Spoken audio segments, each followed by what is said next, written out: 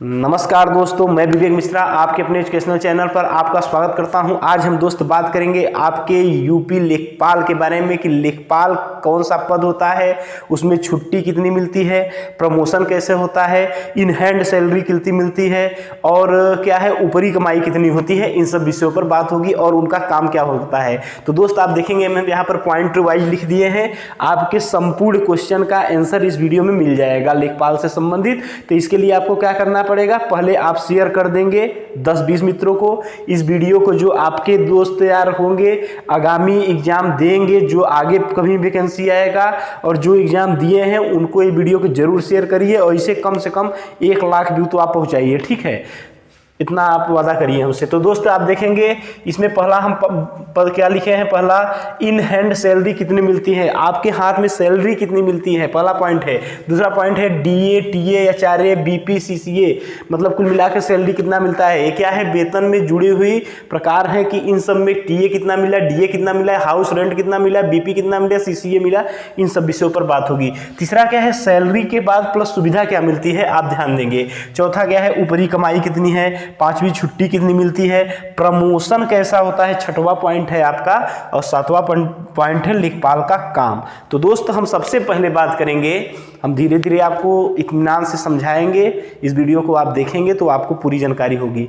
जैसा कि आप दोस्त लेखपाल है क्या, तो लेखपाल दोस्त 2 प्रकार के लेखपाल होते हैं। लेखपाल कितने प्रकार के होते हैं आप यहाँ पर देखिए, लेखपाल के टाइप बता दें आपको। लेखपाल 2 प्रकार के होते हैं, एक होते हैं चकबंदी लेखपाल, और दूसरे होते हैं राजस्व लेखपाल।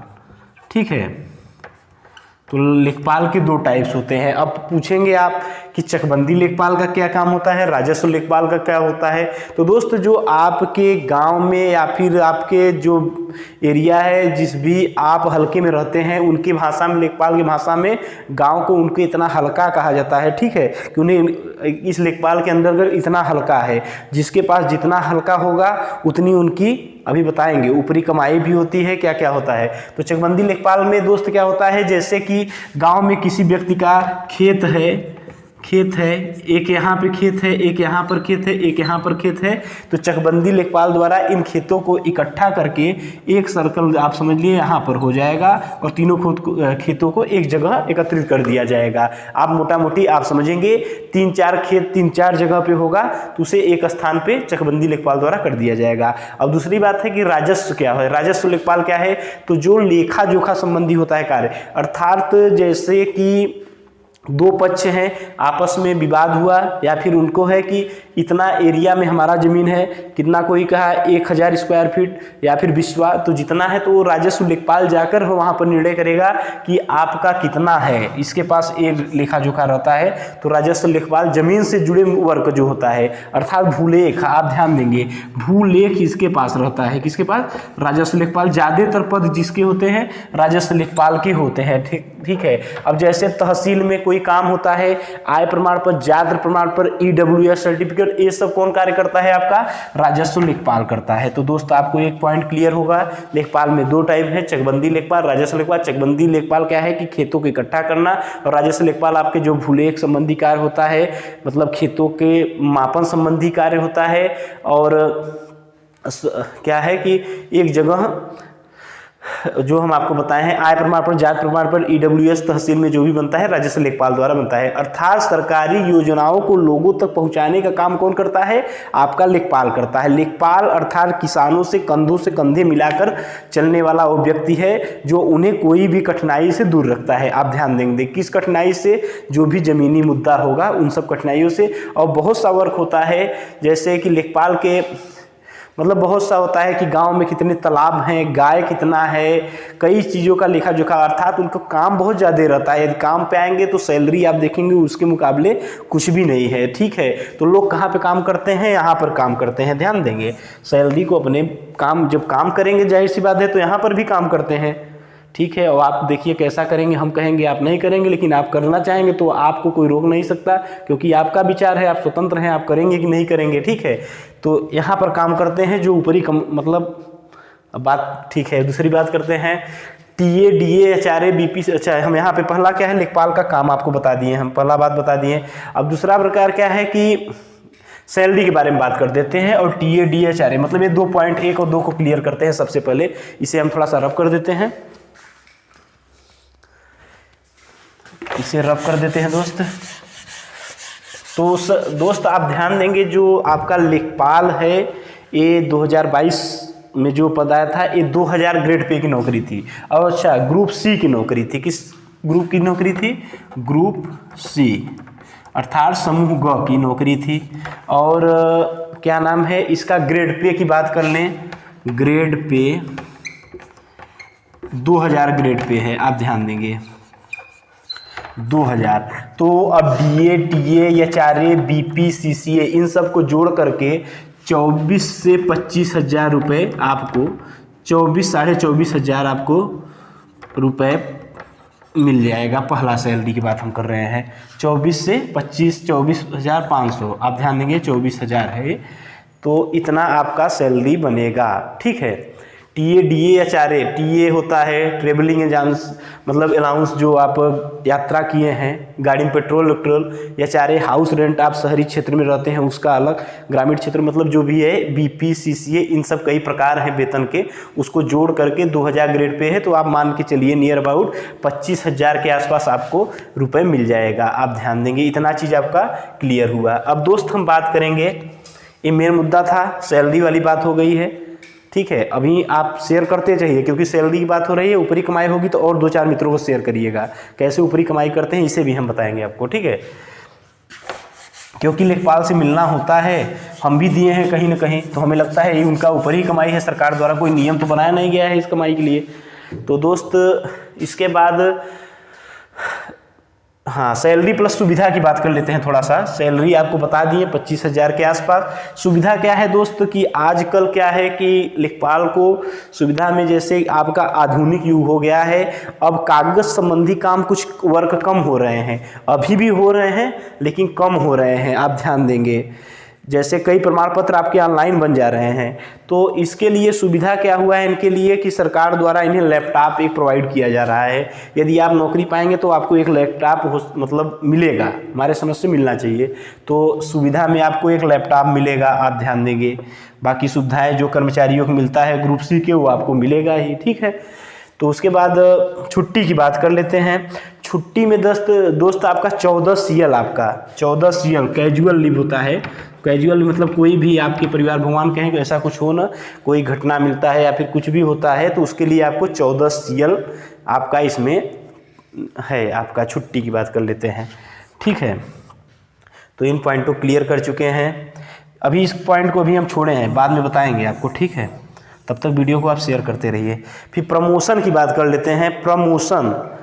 प्रमोशन इसमें क्या कैसे होता है, ये भी पॉइंट हो गया आपका। 2 पॉइंट बात हुआ है। प्रमोशन, यदि आप लेखपाल सही उम्र में बन जाते हैं तो बहुत बड़े पद तक पहुंच सकते हैं। लेखपाल की सीढ़ी हम आपको बता देते हैं। सीढ़ी नंबर 1 क्या है आपका, जैसे लेखपाल, पहला क्या हो गया लेखपाल। लेखपाल से आप दूसरे सीढ़ी पर चढ़ जाएंगे। दूसरा सीढ़ी क्या है, दूसरा सीढ़ी क्या है आपका जानते हैं? लेखपाल के बाद आप नायब तहसीलदार बनते हैं। क्या बनते हैं? नायब तहसीलदार। फिर तीसरा सीढ़ी क्या है आप ध्यान देंगे, इसके ऊपर हम चढ़ा दे रहे हैं। तीसरा आप, अच्छा ये बताएंगे आप कैसे बनेंगे, इसके बारे में बताएंगे। विभागीय परीक्षा होता है कि कैसे बनते हैं। तो दोस्त इसके बाद आप तहसीलदार बनते हैं, तहसीलदार। फिर चौथा सीढ़ी क्या है, चौथा आप इसके बाद बनेंगे कानूनगो। एक तरह से आप जान सकते हैं कि लेखपाल के ऊपर कौन कौन से अधिकारी भी होते हैं, ये भी जान लीजिए, कानूनगो। फिर पांचवा आप देखेंगे SDM, आप ध्यान देंगे। ठीक है, SDM अर्थात आप लेखपाल से SDM तक का सफर तय कर सकते हैं। ये कैसे करेंगे आपको बताएंगे। यदि आप इस वीडियो को लास्ट तक देख लेंगे और 10-20 मित्रों को शेयर कर देंगे तो जो 8085 पद में एक सिलेक्शन आपका होने वाला है, तभी इस वीडियो को आप देख रहे हैं, तो आप एसडीएम बन जाएंगे। लेकिन 10-20 मित्रों को शेयर करना पड़ेगा और चैनल को सब्सक्राइब करना तो बिल्कुल नहीं भूलना पड़ेगा, ठीक है, भूलिएगा नहीं। तो दोस्त, लेखपाल से यहाँ तक का सफ़र, आप पूछेंगे कि कोई विभागीय पेपर होता है? बिल्कुल नहीं, विभागीय पेपर नहीं होता है और ये बहुत मुश्किल सफ़र है, इतना आसान भी सफ़र नहीं है। क्योंकि इसमें क्या होता है कि कोई आप भ्रष्टाचार में लिप्त ना हो, ये बिल्कुल मतलब संभव ही नहीं होता है, ठीक है। उसके बाद आपका इसमें मेन प्रमोशन किसका होता है? जैसे भ्रष्टाचार से मतलब भ्रष्टाचारी ना हो, सस्पेंड ना हुए हो कभी भी आप अपने नौकरी में, ठीक है।